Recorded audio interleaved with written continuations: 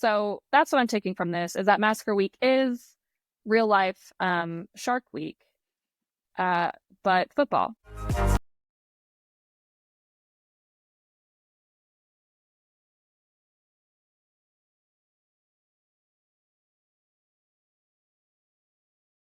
Graveyard Shift Sports.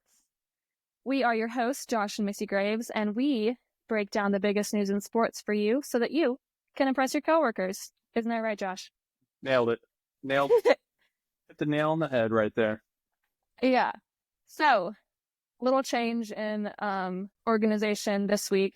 I know for all of our listeners out there, you're so used to how we usually do things around here. We usually only do the big three.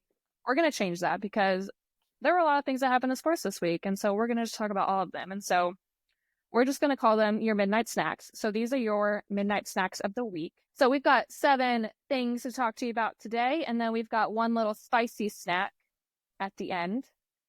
So we're going to talk about franchise tagging, what that is, and is it fair or not? Some Xavier Worthy news, and Massacre Week, which is going to be a big one. We'll explain as we get into it. Sounds very scary. Yeah. Sounds on theme, honestly, for our podcast. Going to talk a little bit about Shedeur Sanders, Aaron Rodgers, Angel Reese, and I'm going to end it with some Tennessee sports. There we go. It's a lot of stuff to talk about, or as the kids call it these days, a lot of yap. A lot of yapping, all right? We're going to sit and yap about sports, okay? I just learned that word today. It felt big on me. You're so hip with the kids, Josh. I'm so proud of you. That's right. You're so cool. Okay, first things first. This has been all over my Instagram page. This franchise tagging thing that happened, and this is the thing that happens often. And I've heard the word. I've never really thought about what it means until I saw this. T. Higgins, who plays for the Bengals, he has been franchise tagged for the 2nd year in a row. Mm-hmm. Before we get into that, can you explain what does franchise tag mean? Yeah, so high level. Let's start here. When you get drafted, you play on a rookie contract. So you're signed for basically 4 years. You have the option the team has the option to pick you up for a 5th year. And basically you're making beans compared to what you could make on your first big boy contract, we'll call it.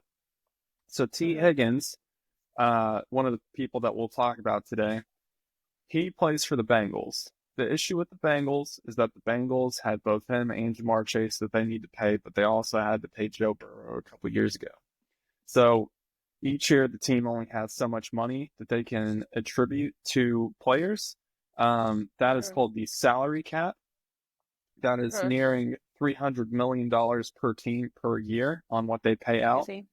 But with that, they know they've got to pay Jamar Chase, so they franchise tag T. Higgins. Now, what the franchise tag means is that T. Higgins cannot go and seek a contract with another team that would give him guaranteed money, which a lot of football players, rightfully so, want to earn. What guaranteed money means is that if they get injured and they can't go to a game because they are injured, they still get paid for that game. Whereas a lot of contracts that don't have the guaranteed money, you're not getting that game check. So it's kind of messed up, but it kind of secures you, since you're putting your body on the line and everything. By not getting to go for a contract with another team because he got franchise tag, it basically is just dragging him along on the team when it's kind of inevitable that they're not going to be able to pay both wide receivers and he's going to be released. So, okay. So basically hey, sorry, not sorry, you can't go anywhere. Deal with it. But they can't, what are the specifics of the franchise tag? You can't just franchise tag every player on your team.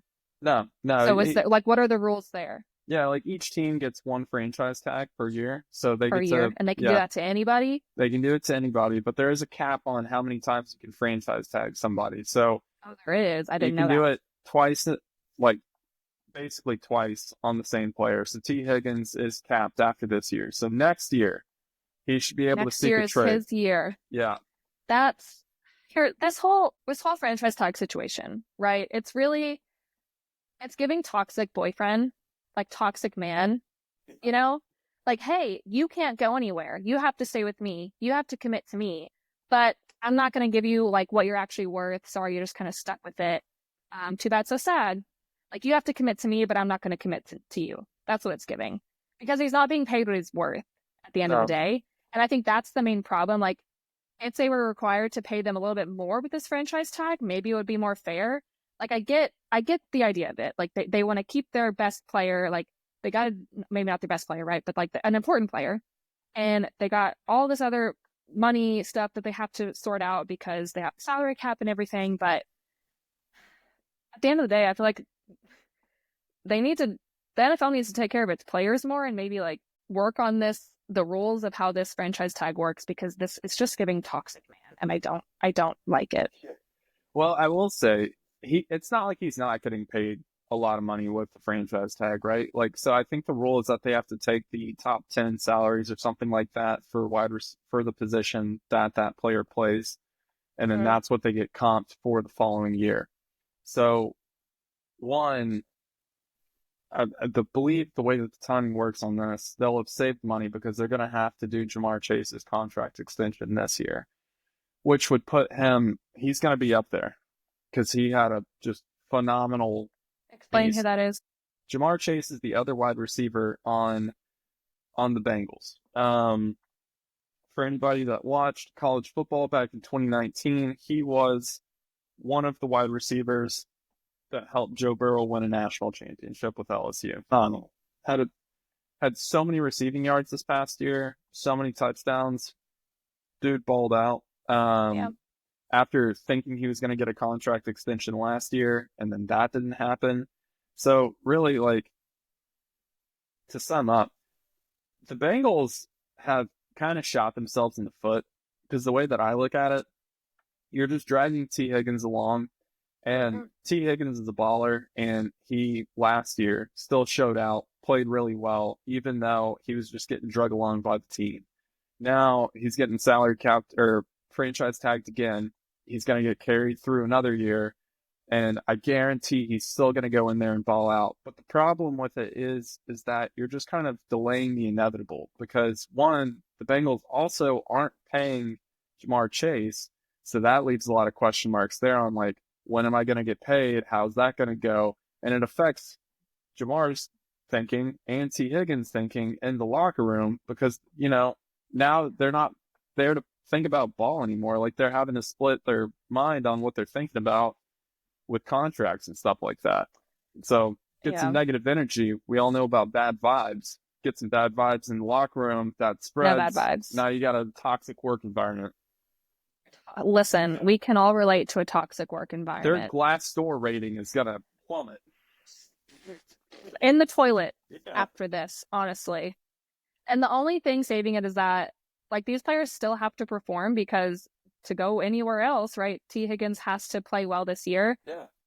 But the locker room part of it is big. Like, how is the team going to really rally together? Like, even if the individuals play well, they might not play well as a team. And so there's that aspect of it.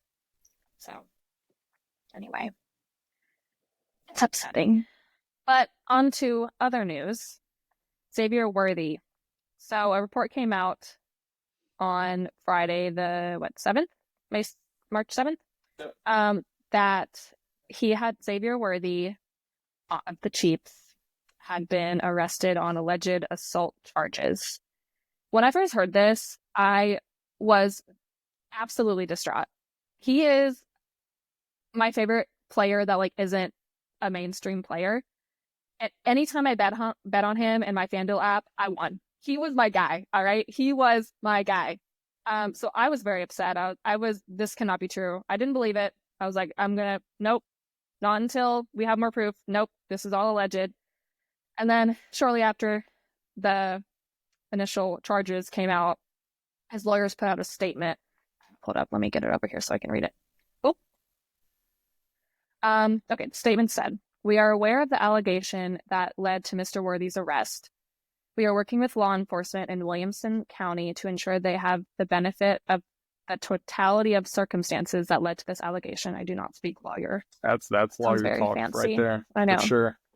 The complainant who is the person who filed the complaint, I guess, right? Complainant, fancy word, was recently asked to vacate Mr. Worthy's residence upon discovery of her infidelity. She refused to do so and made a number of extortive efforts prior to resorting to this baseless allegation against Mr. Worthy. We will continue to cooperate with Williamson County authorities as we have full faith that their thorough investigation will support Mr. Worthy's innocence. And it did. At the end of the day, the charges were dropped. He was released either yesterday? So he was only in there for 24 hours. Yeah. So it's 24 hours. The charges were only up for 24 hours. And it was also there was more to that.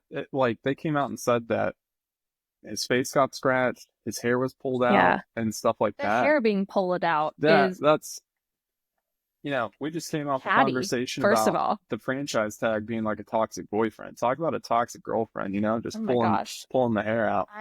That's a really unfortunate situation. I am glad that it got over with so quickly and I love the way that his lawyers handled it. It's their job, right, to be quick on it and to handle the situation. But less than a day, or about a day later, it was all dropped and we were good. So scary 24 hours for me, concerned about my FanDuel future, but we're fine. We're good. Any other comments on that situation?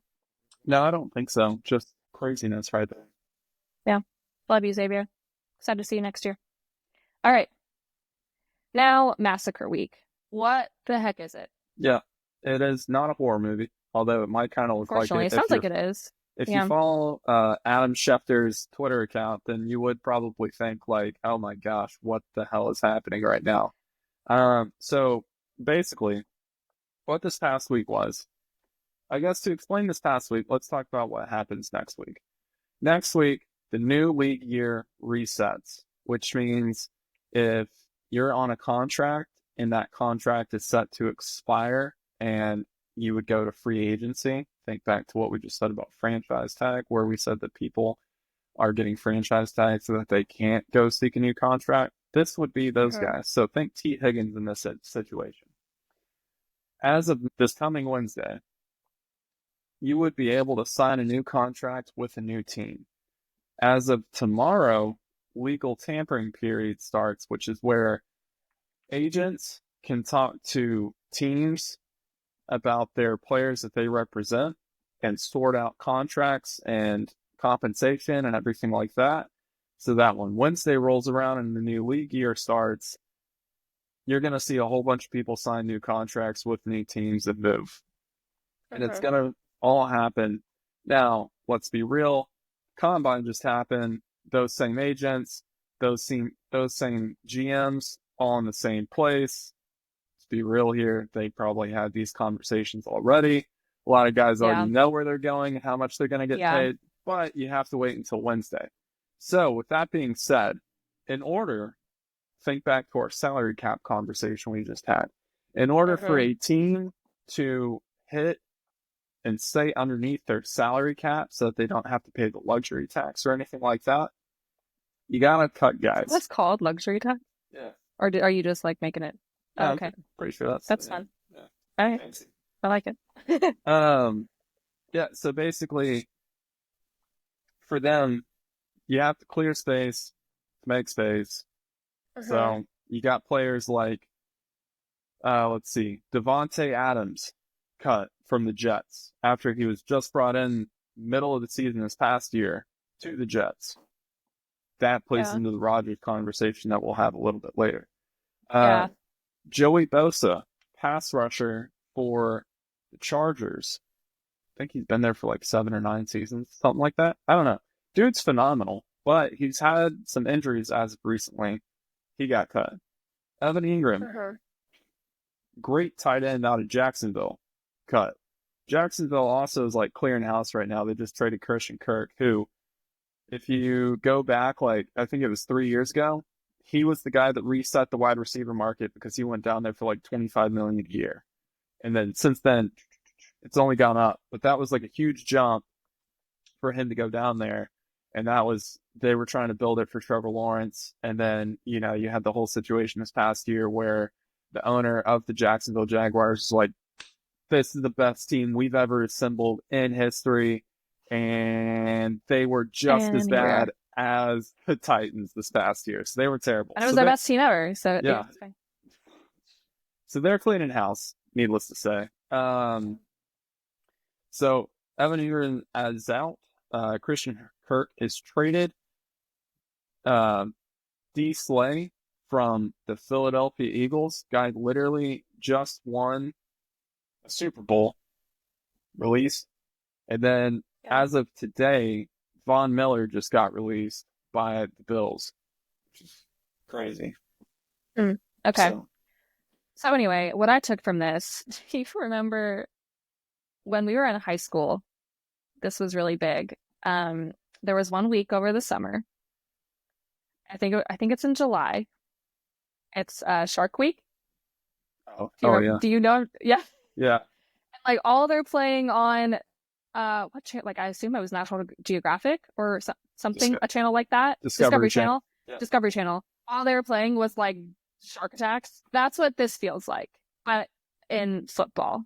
So that's what I'm taking from this, is that Massacre Week is real life Shark Week, but football. Fun story about Shark Week. I don't know why, but my freshman year of college, Shark Week was on like the first week that we were in college. And my roommate at the time, that's all we watched for that entire week. It's just Shark Week. Channel never changed. Oh gosh. Fast forward to the next year, that says about you and we your stayed roommate. on the Steve Harvey channel, just Family Feud all day, every day. I don't know if that's any better. I don't know. Family Feud slaps. Yeah, I don't think I've ever actually watched it, to be honest. Oh, we're gonna have to change that. I mean, they got some out of pocket answers honestly, that come out on there. I was about to say, the main thing I know about Steve Harvey is his mustache, and then I looked at you and I was like, you're kind of giving Steve Harvey mustache right now. Steve Harvey is actually my idol. So oh, is he? Yeah, okay. That's who I'm going for. You just want to be like him? Yeah. Got his poster up in my room. Maybe you can host a game show one day. And over here to the right, there's actually a shrine of Steve Harvey. It's crazy. Really? Yeah. That's a little creepy. I'd show the camera, but I can't paint it. So. Oh yeah. Okay. Well, we're gonna have to talk about that. Anyway, back to Shark Week. So we had two big names to talk about under this segment. The first is Max Crosby. Mm-hmm. Did you talk about him already? No. So this kind of goes into a different thing. So. Okay. Am I jumping the gun? Or do you have something else to say? No, you're good. You're good. Oh, you had a whole list. Okay, sorry. I'm so sorry. I'm stealing your stuff. No, you have your whole list. I'm stopping at Von Miller. I think that's good. But we can go ahead and transition here. Okay. Are you done? Are you sure? I know you really were excited about. I mean, you're really stepping on my toes here, but yeah, we can just let it ride. I'm a toe stomper, not a stepper. Thank you very much. Okay. Are you sure? Yes. Okay. Well, anyway, Max Crosby. He's a pass rusher for the Raiders, and that is the only note that I have. So can you please elaborate? Got it. On the situation? So Max Crosby, as of it's like a couple weeks ago, he said that he wanted to be traded from the Raiders. So he is unhappy. He wants to leave. Yeah, it was crazy because like he has been a known supporter of the Raiders. That's where he wants to spend his entire career. He loves the team. He loves the fan base. So what changed? And he like solidifies what it is to be a Raider, which is just like a gritty player that loves ball. But the problem is that basically the whole time he's been on the team, the Raiders have sucked. But he's been phenomenal. Like the guy doesn't miss a play. So it's not his fault. He's doing his best. He plays every single defensive snap, and he just blows up literally the line. Every single one. Yeah. Offense, defense, special teams. He's out there. It's crazy. Oh, you never done before. Defensive snap. What? Yeah, I was shocked that you said every defensive snap. Is that normal? No. Okay. I didn't think so. Your guys on the line, they rotate so that you can have fresh rushers. Yeah. But yeah, sounds exhausting. He plays every single snap, and so go off, King. All right. Because he wants to. So anyway, he gets angry if you take him off the field. So he's a guy that everybody would want on their team. Yeah. And he's a huge morale guy in the locker room and just keeps everybody, keeps the train on the tracks, basically. Keeps it going. So he got signed to a contract extension earlier this week with Raiders for $35.5 million per year, which put him as the highest paid pass rusher. So he goes from wanting to leave to just being paid this huge contract. Did we get any information on the in between there? Or we're not privy to that information? We're not privy to that information. I would assume that they had a conversation about what the future of the franchise looks like, especially with Tom Brady. He was happy with that. Yeah. Okay. Oh, right. Tom Brady. Yeah. Yeah. So okay. Tom Brady's leading the ship with ownership over there. So. Okay. Yeah. Okay. So then he gets big $35 million contract, which you said is the biggest for a pass rusher. Yeah, biggest for a pass rusher. Okay. And then fast forward to a couple days ago, Myles Garrett signs a contract extension. Now, that's a huge story because one, he becomes the highest paid player that's not a quarterback. So highest, which is crazy. Yeah, massive. $40 million a year for 4 years, and I think 123 of it was guaranteed, which is because you said he's also a pass rusher, right? He is also a pass rusher. Throwback to our first episode, he is the guy that bonked I'm sure everybody listened to it on the head with his own helmet. That was Myles Garrett. He's the bonker. Yeah, okay. He's the bonker. He bonks people. Not the bonky.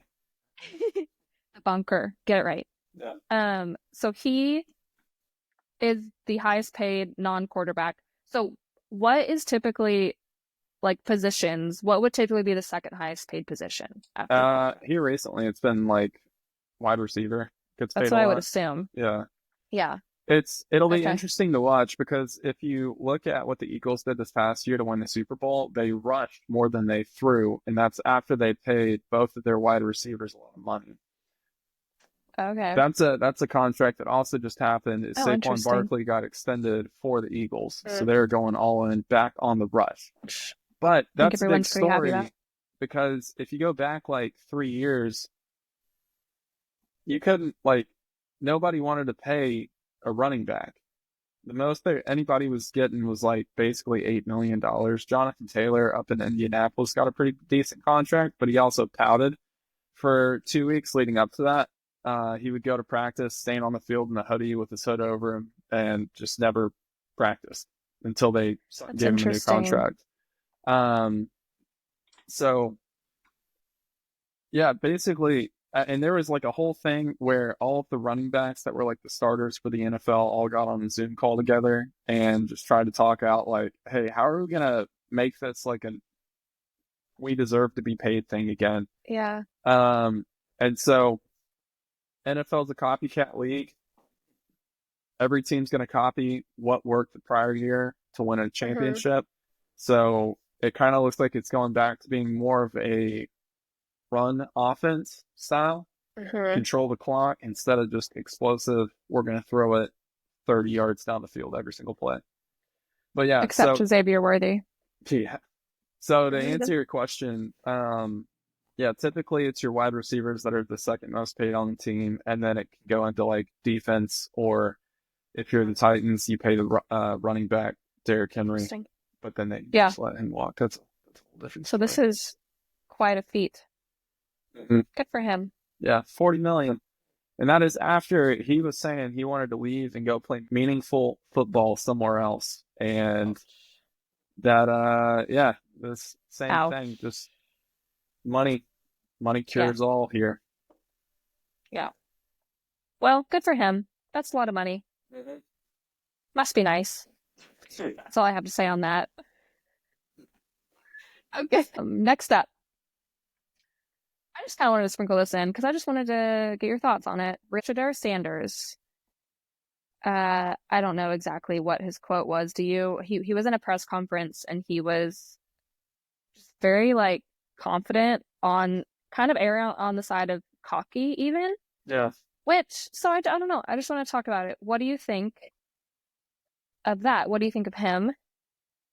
As a player, how do you think? Because he didn't. We talked about last week, he went to the draft, or sorry, not the draft. He went to the combine, but he didn't throw in the combine, which we talked about because he's, why would you throw there? It's kind of more of a networking deal. when you can go throw at your pro day, which is at your own practice facility with your own players that you're comfortable with, and probably throw a lot better. So anyway, he didn't throw it at the combine, but he did, I guess, this. Do you know what I'm referencing specifically? No, but I've watched his interviews prior to this, like throughout the season, and I think it's very reminiscent of what his dad did when his dad played. Okay. Also, like Okay. what his dad still does in press Yeah. conferences.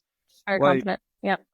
so his dad's Deion Sanders, who's like one of the best two-way players that's ever played the game. Like, he's noted for saying that the NFL needs two separate Hall of Fames. They need the regular Hall of Fame that they put people in, and then they need the one that he should be in with like All right. 10 other Okay. guys. No, he's confident in what he does, but also he's good Yeah. at what he does. So he was a head coach Backs at it up. Jacksonville State or Jacksonville and HCBU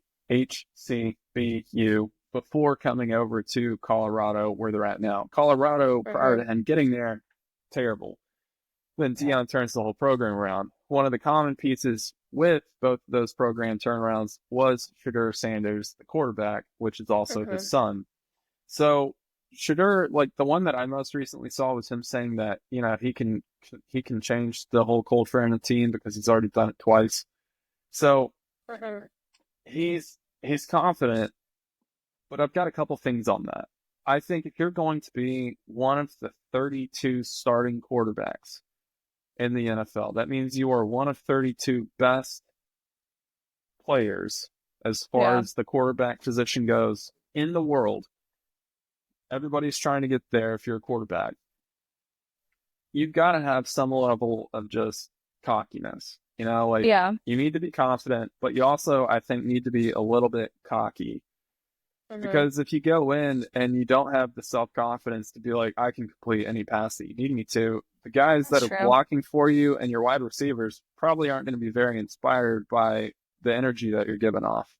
So I give him that. But then two, I think something to note is that the other part of those two program turnarounds that he was a part of was his dad being the head coach. Yeah. So what's it look like when his dad isn't the head coach? Can you still do the program turnaround? That one, I don't know. We'll just have to see. Yeah. I like it. I like the confidence. I'm all for it if he can go in there and back it up, right? Yeah. So I guess only time will tell on that. But yeah, Deion and Shedeur are both like polarizing figures on the internet because you've got like the old heads, we'll call them, that don't like how cocky they are. Yeah. But then at the same time, you should be humble. Yeah, exactly. But yeah. Okay. Well, I guess we'll see. Okay, the next one. I have to gloat again because I had a dream the other night that Aaron Rodgers was going to stay in New York. He wasn't going to play for the Jets. He was going to stay in New York. And in my dream, he was playing for the Giants.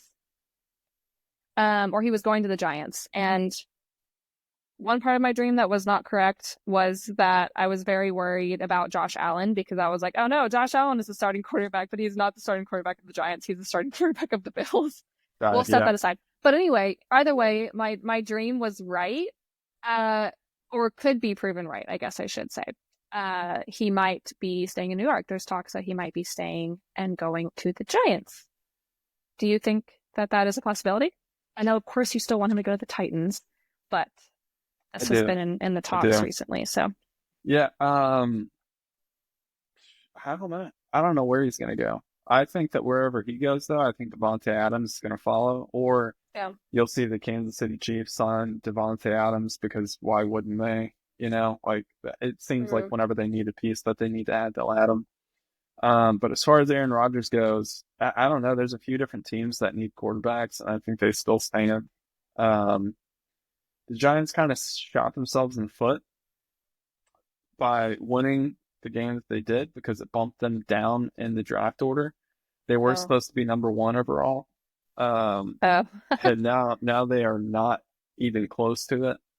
So I don't know. We'll see. They might trade up and go with a new quarterback. But even then, it doesn't hurt to have Rodgers on your team if he can give pointers to your young quarterback that you're growing.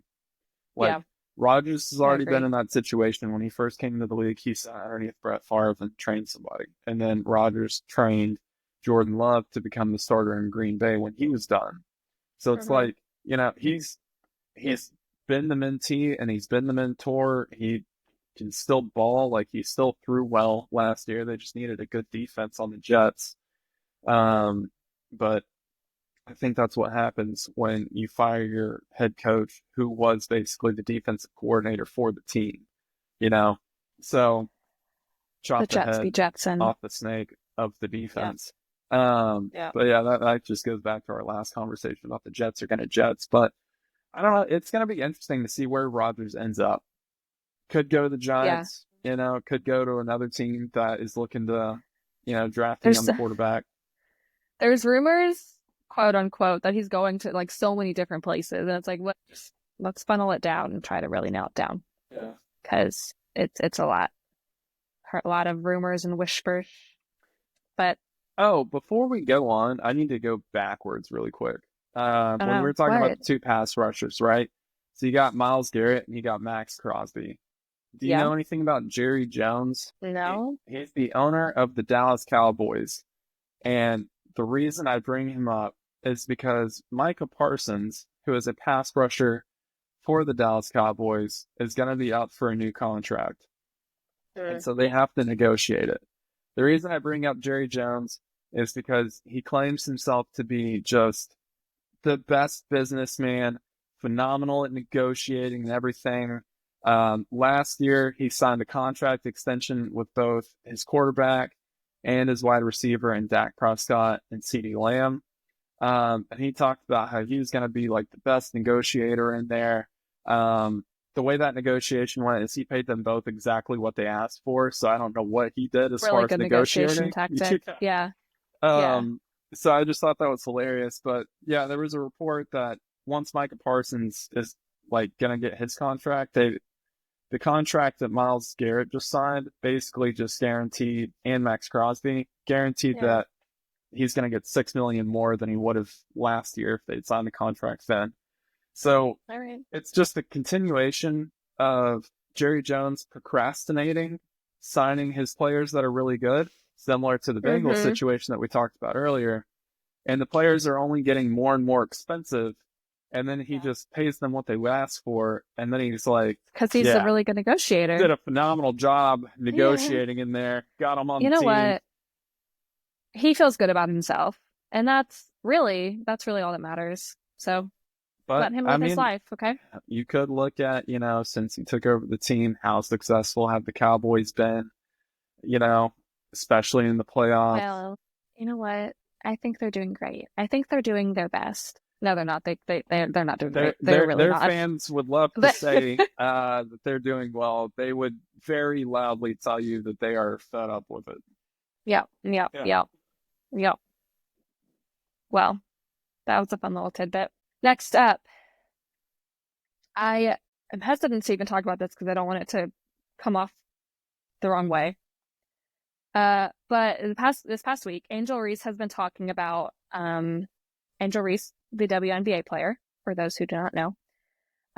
She's talking about players sitting out next year in kind of a protest of their salaries not being high enough, or, you know, men get paid so much, why do they get paid, you know, pennies compared to that, blah, blah, blah. And I agree with the sentiment, right? I agree that I want the women in sports to be paid more, right? Women in sports work as hard, if not harder, than all of their male counterparts to get the recognition that they deserve. I wonder if this isn't the best way to go about it. That's what I'm going to say. I wonder if maybe instead of protesting that we're not being paid enough, how does everyone make women's sports more interesting to watch? And how do we get people to flock to women's sports the way that they do men's sports? Because that's the problem here. That's why women aren't paid as much as men, right? Because women's sports don't make as much money as men's sports do. So I think that's what we need to figure out as a collective group. Like, how do we make women's sports as interesting as the NBA, the NFL, right? The NHL, all of these big male sports leagues. So that's my thought on that. Josh, I don't think you want to No, I'm chip good in on on I'm this good on at that all, do one. you? Yeah, I'll leave that one to Yeah, you. yeah. I don't know. I just wanted to throw that out there because I recently there's been a whole surge of like women in sports, women in business, women in corporate America, right? Like really hyping women up to move up in the world and like, go do the damn thing and all this. But we're saying all of these things, but we're not figuring out ways to support them in that endeavor. And how do we make women more successful as a collective? And so I think that's what the conversation should be about. With that, we'll move on to our final snack to talk about. Tennessee sports are kind of killing it. True. Not to flex on everyone, but basketball is looking pretty good, and baseball is looking damn good. That's for sure. Yeah. Honestly, Yeah. let's just dive into this here. We'll start on basketball. So, Missy and I went to the basketball game yesterday, which was senior day. We played South Carolina. We've seen a trend with Tennessee basketball in the back half of the season this year, where we start the first half just not great, and then the second half we just turn it on and obliterate teams. So we were 13.5 point favorites going into this game. We were tied at halftime, and then we came out, and I believe we won by 10 in the second half. So, again, yeah, turned it on in the second half. But it was pretty cool to see Tennessee basketball live in action as opposed to just watching on TV. Great atmosphere in there. That was the loudest I've heard Thompson Bowling Arena in a long time. So that was pretty cool. Kind of sad seeing it be like Ziegler's last time in there, like he got 1 point. Yeah, that is tough. He's just that was tough. It's okay. He's still got scoring is not his job. No. He's there to do things other than score. I think something we should highlight too is it was cool seeing the seniors that are going to be graduating that weren't starters get a little bit of playtime there at the end. It was just good. Wholesome. Now, I think it was a little bit ridiculous that the South Carolina player blocked the shot that one of the guys put up. It was aggressive. That Grant put up, but just let the man have his moment, okay? Just let him. And again, I wasn't sure it was going to go in the way it looked. Listen, so like maybe it's good that he blocked it. Yeah. I don't know. I don't know. So basketball, I like where we're at. We got the double bye for the SEC tournament coming up next week. So hopefully we finish that on a high note, and then we can roll into March Madness just blazing hot on the basketball side of things. Yeah. Baseball, phenomenal start to the year. Best start that we've ever had. We're 16-0 right now. That's absolutely wild. Best start we've ever had. 49 home runs in 16 games. That is an absurd stat line. Out of those 49 home runs, we've had 8 grand slams. The record for a single season is 15 grand slams, and Tennessee, if they keep this up, they are going to crack that record. So it's just... Explain what a grand slam is. A grand slam is when you have the bases loaded in baseball. So somebody on first, somebody on second, somebody on third, and then your guy that's at home plate that's batting hits a home run, and then you get a 4-run score off of it. Crazy. No big deal. Yeah. So, baseball is rolling. We are number 1 in the country right now. Doesn't look like that's going to end anytime soon. We've had multiple games this season where the run rule happens in the bottom of the 7th, and we don't even make it to the 8th inning. Yeah. So so that's tough. Pretty sweet. Additionally, other teams hate to see us coming. I think we got to touch on it.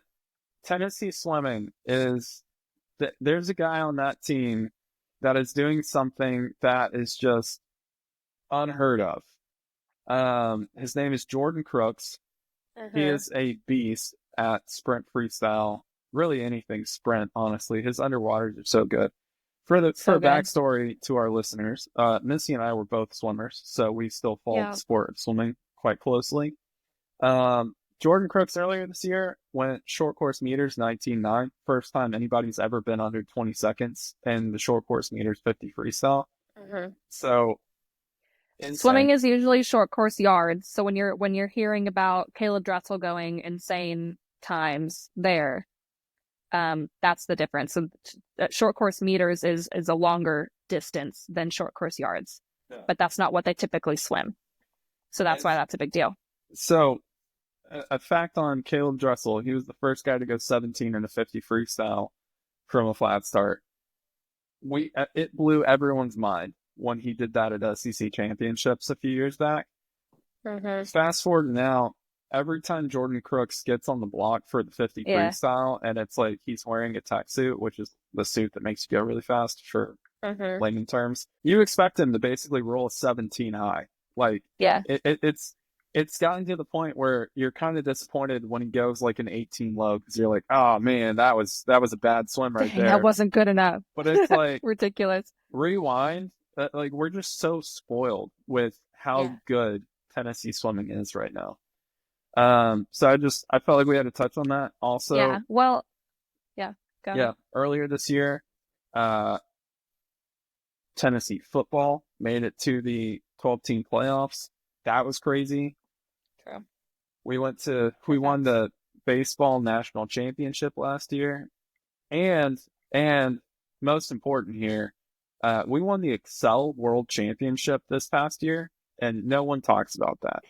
That is Excel, like the spreadsheets. Oh yeah, Tennessee freaking the sheets. So yeah, Tennessee sports, phenomenal. Anyway, if you need a college fan base to join. To jump into, maybe Tennessee's the one to join right now. Well, hey, let's actually jump off of that and roll into our spicy snacks.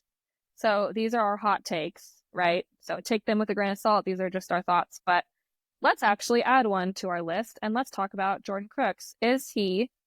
Because you were just comparing him to Caleb Dressel, like straight up right there. Yeah. So is that a thing? Like, is he the Caleb Dressel, even though Caleb Dressel is still swimming, he has not retired yet, but like, is he the next Caleb Dressel? At the 50 free specifically. Yeah. He's got more competition when you get to the longer distance races, like when you get up to 100, 200. Now, keep in mind, he literally tied in the 100 with Josh Lando, who swims for Florida, and also was in the Olympics. There, right? Do what? He had a... No, flat, just like regular 100 freestyle. The regular. Okay, I'm thinking of the relay. Yeah, okay. So, that's crazy that they actually tied. That was wild. I mean, stroke for stroke, literally like same exact turnover rate on the end there. It was crazy. Yeah. That was wild. Yeah. So I think for the 50 freestyle, he was like the continuation. Might be the one. I'm not going to say he is the Caleb Dressel. No, because you can't. No, because Dressel's also just so good at like every other stroke. He's well versed. Yes, it is. Yeah. He has versatile. A YouTube channel, by the way, if you want to check it out. He does? Yeah, he gives swim tips. Oh. Yeah. I bet you watch that like every day. I did watch his underwater video. So. Because your underwaters are so bad? Yeah, absolutely. They were trash. Are. Yes.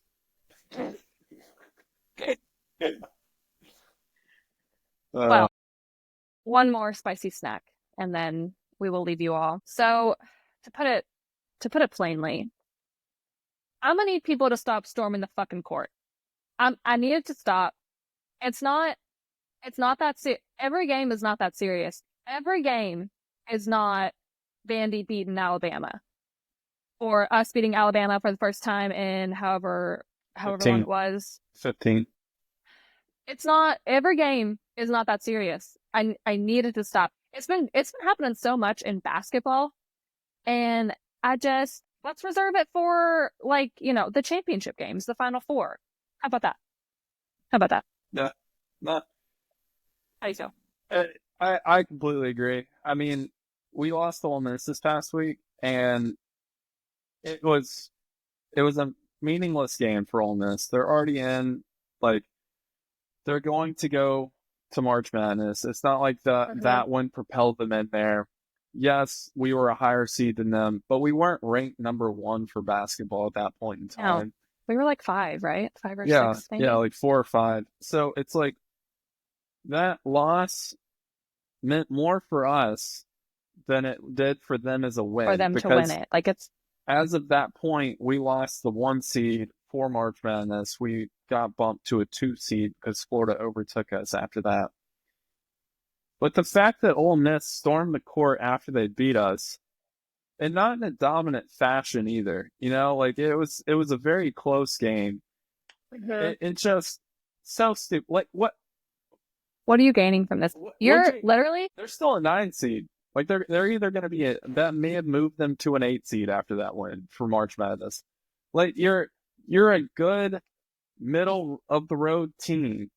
The SEC basketball, this is a crazy stat. They actually finished even record wins and losses. Oh, really? Yeah. That's funny. It was a crazy year for serious. parity within the SEC. And I just, here's the thing. The only thing that these people are accomplishing by storming the court is a fine for their school.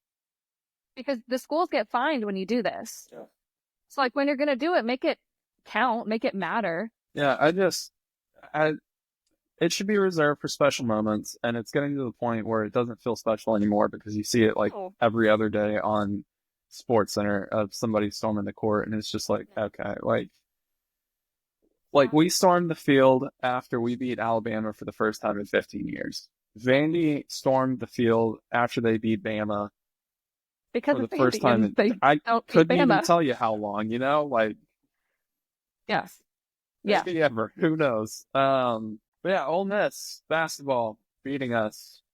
It's not just Ole Miss though. We're picking Ole Miss because that was our game. Yeah, it was the most recent one. We watched. Happening everywhere, and I need it to stop. That's it's happened too much as recent, so need a break. Yeah. Well, we've reached the end of our topics. Anything else to say? I don't think so. I feel like we covered everything. Yeah. Yeah. All right. Well. Quick update. Titans still suck. So that's the Titans still suck. That is true. Yes. That's my final update. Yes. Yep. That is true. We've got hope. We've got hope and a prayer, and that's all you need. No hope. No hope, and maybe a prayer. Yeah. Or 2, or yeah. Okay. Well, thanks everyone. If you made it to the end of this episode, we appreciate you. Hope that you enjoyed your snacks, and we'll see you next time. See you next time. Bye. Bye.